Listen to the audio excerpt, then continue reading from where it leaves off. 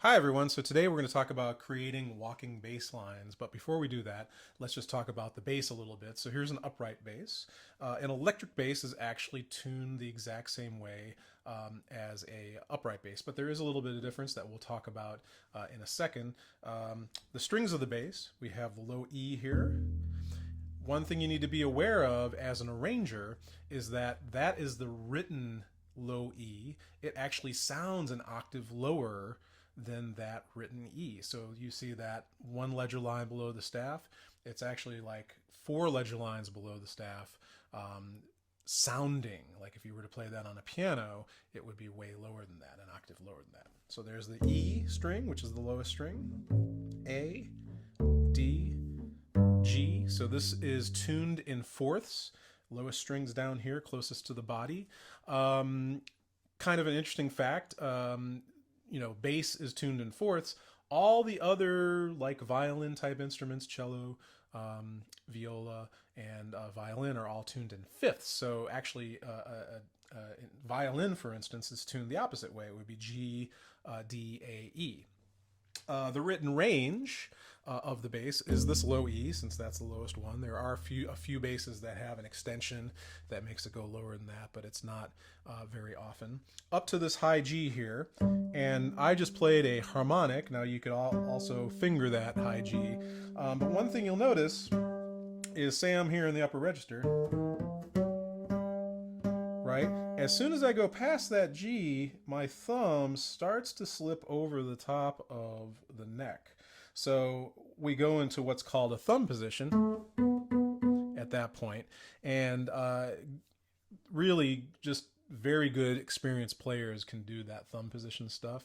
I'm not very good at it, frankly. Now, electric players have a little bit of an advantage because they have frets on most basses, so it's a little easier to play frets, and also they don't have this giant piece of wood here that you have to put your thumb over. So, but moreover, if you go beyond this G, as far as a walking bass line goes, it's going to start to thin out, right? And we start to lose that idea of, supporting the rhythm section and supporting the rest of the band with the walking bass line. Okay, so let's talk about what a walking bass line is. So a walking bass line is generally it's a bunch of quarter notes, and it's kind of anchors the rhythm section, anchors the harmony of the tune. For instance, here I'll do a quick demo of maybe like an F blues.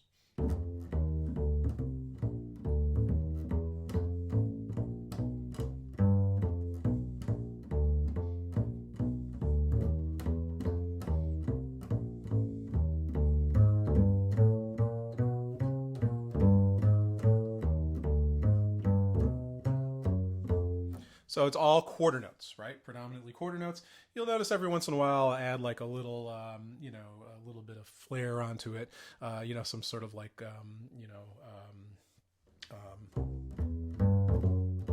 right, just to kind of give it a little bit more swing. But you don't, as an arranger, you don't have to really write that type of stuff. A good bass player is going to go ahead and throw those in every once in a while, just when it feels good. So once again, as I mentioned before, they can span, these walking lines can span the range of the bass, but, you generally don't want to go above that G to keep things kind of grounded. So the general rule is we start each chord with the root. The bass player's job is to give us that sort of harmonic foundation of the rhythm section. We can, as we do these lines though, we can use other chord tones. We can play linearly from one chord to the next. Linear tends to give the best walking, like sort of walking feel. And we can attain that by using either scale tones or passing tones to kind of smooth them out. But as far as your assignment goes, there's going to be a couple different things you have to do. First of all, if you were to have one chord per beat, in other words, one beat per chord, the bass player is just going to play the roots. I mean, that's going to make things the clearest. There might be a few, exceptions to that rule, but for the most part, the bass player is going to play the roots. So, like for instance, in this example here, here's all the roots of those chords.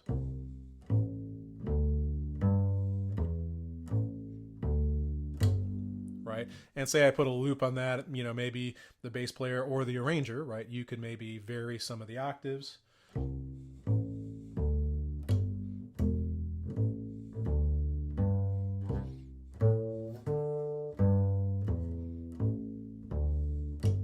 Depending on, you know, what kind of sound you want for that particular passage.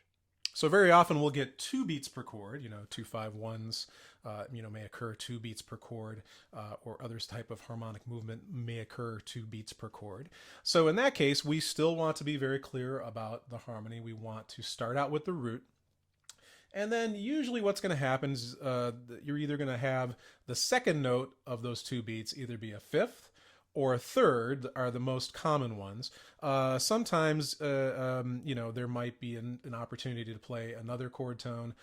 For instance, like in the third bar, the example there, there's actually a seventh, because in that case, the chords are not moving in a cycle of fourths. Like if you look at our example, in the cycle of fourths, the clearest line is made by using either thirds as you're going up or fifths as you're going down. So like, for instance, here's that that example.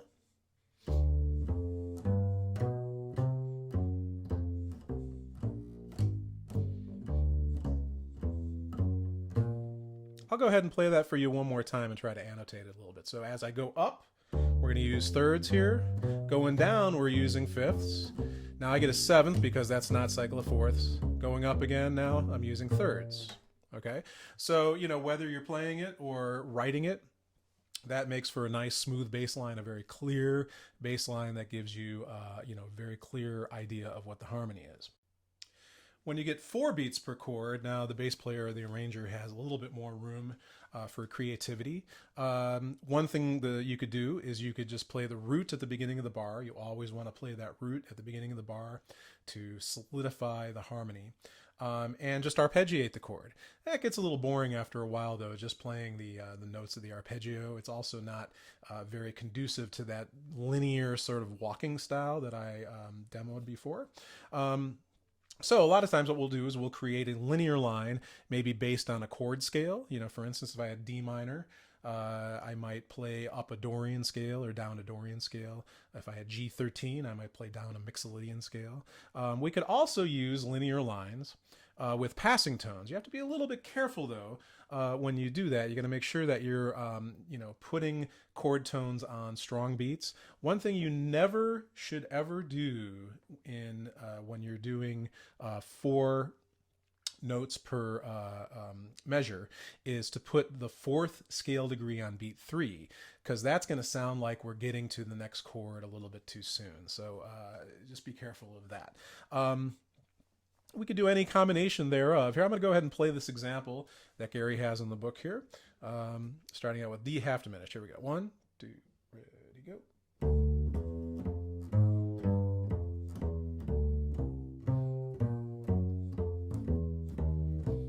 Actually, I put a little variation in Gary's example at the end there. I put a little passing tone from the root to the 7, and then put the 5th there at the end, which works fine. That actually kind of gives us a little bit more of a chromatic linear sound.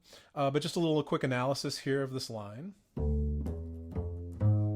That first bar there, that D half diminished, we start going up a chord scale. In this case, it would be like a Locrian sharp 2, otherwise known as a half diminished scale. But then you're just arpeggiating to the flat 5, right? There's your flat 5.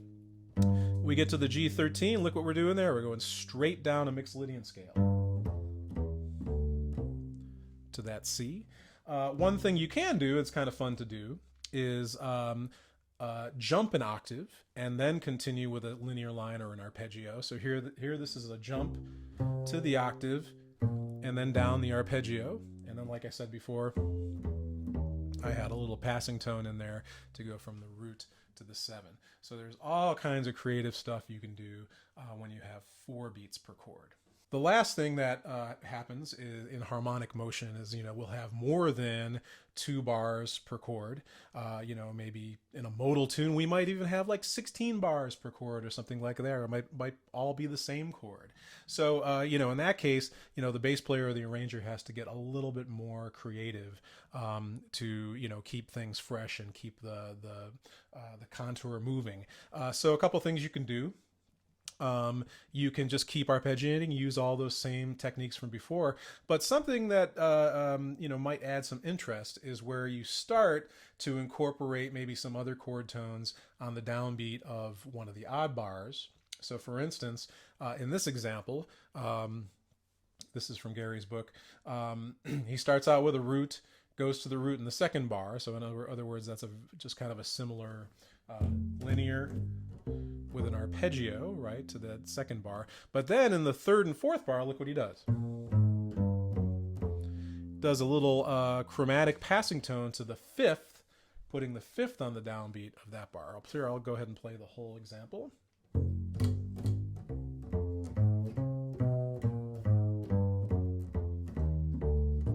Right? So, you can just be very creative there. Now, once again, we have to be really careful to keep the harmony nice and clean, and we have to support the rhythm section, support the rest of the band. Please do not put that fourth degree on the beginning of one of those bars. That's going to sound like it's moving to the next chord. In other words, that would be going through the cycle of fourths, right? So if I were on D minor, as soon as I get to that G, it sounds like I'm going to G7. If I skipped it, now that whole line sounds all like D minor because I didn't put that G on the downbeat of that second bar, right? I put the A, which is the fifth, which is a nice strong chord tone at the beginning of the next bar. By the way, that's the most common chord tone to put at the second bar or something like that. Once you start getting into, 4 or 8 bars, maybe you can have a little bit more creativity and maybe start on a third or a seventh or something like that. So anyway, hope this is helpful and hope this helps you with your bass lines assignment. We'll see you soon.